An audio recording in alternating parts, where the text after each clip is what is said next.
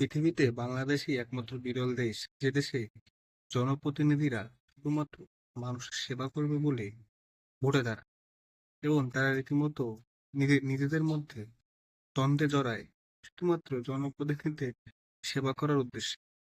এবং যেহেতু জনপ্রতিনিধি হতে হবে, সেক্ষেত্রে আপনার মনোনয়ন লাগবে বা দলীয় সমর্থন লাগবে। আপনি যে যে দলই করুন, সেক্ষেত্রে যদি দল থেকে অন্য কোনো লোক বা এক বা একাধিক প্রার্থী হতে চায়, জনপ্রতিনিধি হওয়ার ইচ্ছা পোষণ করে এক একাধিক, সেক্ষেত্রে তারা কিন্তু নিজেরা নিজেদের মধ্যেই দ্বন্দ্বে জড়ায়। মানে এক পর্যায়ে দেখা যায় যে দ্বন্দ্ব সমস্ত লেভেল ক্রস করে প্রাণহানির ঘটনাও ঘটায়। তাই বাংলাদেশে সম্ভব শুধুমাত্র জনগণের সেবা করার জন্যই মানুষ তাদের জীবন স্যাক্রিফাইস করে দিচ্ছে আমাদের দেশের পলিটিশিয়ান। এছাড়াও সবসময় তাদের মাথায় জনগণের কিভাবে সেবা করবে, জনগণের কিভাবে ভালো করবে, সেই টেনশন। হ্যাঁ, যদিও বা অনেকে বলতে পারেন যে এতই যখন টেনশন করে তখন বেগম পাড়া কিভাবে তৈরি হয়, তখন লন্ডনে আমেরিকায় কিভাবে থাকে, না তাদের ছেলে মেয়েই বা দেশের বাইরে কেন লেখাপড়া করে, প্রশ্ন উঠতে পারে। হয়তোবা তারা সমাজের বস এবং যারা elite শ্রেণীর লোক, তারাই তো আমাদের জনপ্রতিনিধি হয় ম্যাক্সিমাম। কারণ আমাদের যে সিস্টেম, সেটা এখন আর কোনো গরিব মানুষ বা একদম সাধারণ প্রান্তিক লেভেলের মানুষকে জনপ্রতিনিধি হতে দেয় না। কিন্তু আমরা বন্ধ করে দিয়েছি সাকসেসফুল।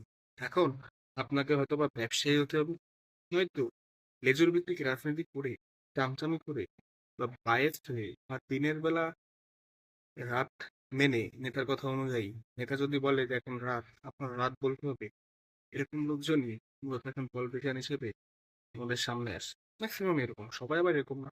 এখন কোনো ক্ষেত্রে কোনো ফিল্ডে ওয়ার্ল্ডে 100% খারাপ কেউ না, আবার 100% ভালোও না। তবে বর্তমান দুনিয়াতে, বিশেষ করে আমাদের মতো দেশে, পলিটিশিয়ান কজনই বা ভালো আছে সেটা নিয়ে ডাউট রয়েছে। কারণ আমাদের দেশের পলিটিশিয়ানরা আর কোনো না কোনো কিছু উন্নতি করুক আর না করুক, তাদের অর্থনৈতিক অবস্থা এবং তাদের সামাজিক যে স্ট্যাটাস, সেটা কিন্তু বেশ উন্নয়ন সাধিত করে। এছাড়াও তারা এক লাফে সমাজের বিত্তশালী তো আগে থেকেই থাকে। তারপরে এবার আপনার শত কোটির মালিক হলে হাজার কোটি, হাজার কোটির মালিক হলে লক্ষ কোটি, এরকম তাদের মানে আপনার যে চাহিদা বা স্বপ্ন বা ডিজায়ার, সেটা থাকে এবং সেটা তারা ফুলফিলও করে।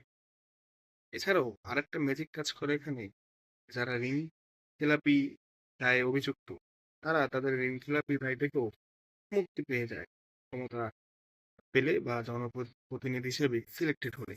হয়তো বা কোনো কারিশমা রয়েছে এখানে,